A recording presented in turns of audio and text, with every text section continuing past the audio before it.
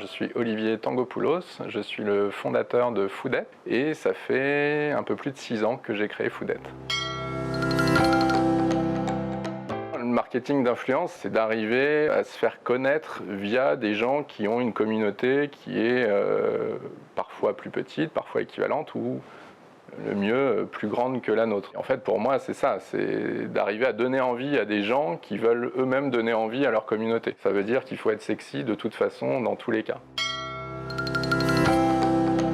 On avait commencé, nous, avec des blogueurs, des blogueuses à l'époque, au tout début, dès 2014. Et puis, en fait, ce terme a un peu basculé sur le terme d'influenceur. Au tout début, on construisait des recettes, des menus avec eux. Ça prenait, en fait, beaucoup de temps. Du coup, ça a basculé plutôt sur de la communication et de l'awareness ou de la notoriété pour Foodette. Et donc, ce qu'on fait, c'est généralement, c'est qu'on offre un panier pour que l'influenceur ou l'influenceuse fasse le test de Foodette et puis en parle à sa communauté. On a un peu des candidatures spontanées. Parfois, on en démarche parce qu'on trouve que ça correspond exactement de par le secteur. On veut faire un test, par exemple, sur des influenceurs qui vont être plus proches des familles ou des sportifs. Donc d'essayer de tester aussi le concept et l'offre auprès d'une cible différente. Et du coup, là, on peut se tourner vers des influenceurs qui ont une cible bien précise.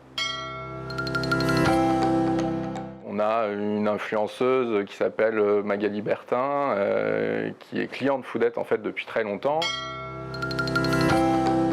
Avec Magali, qui avait organisé un week-end avec sa propre communauté, on a du coup proposé d'accompagner les repas. Donc elles ont pu cuisiner 5 repas Foodette. Il y a eu des photos, il y a eu des stories, il y a eu des posts et il y a eu une vidéo globale du week-end. C'est un des défis, c'est que nos partenaires ou influenceurs avec qui on travaille puissent bien faire comprendre comment ça marche.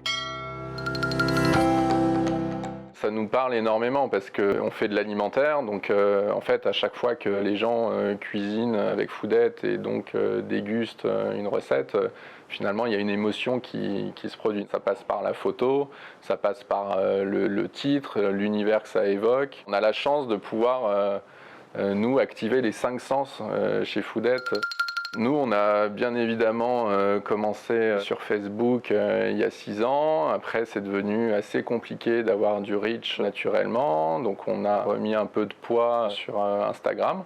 Donc, aujourd'hui, c'est principalement Instagram. Après, on essaye d'utiliser LinkedIn pour avoir un peu de poids aussi sur finalement un écosystème un peu plus business.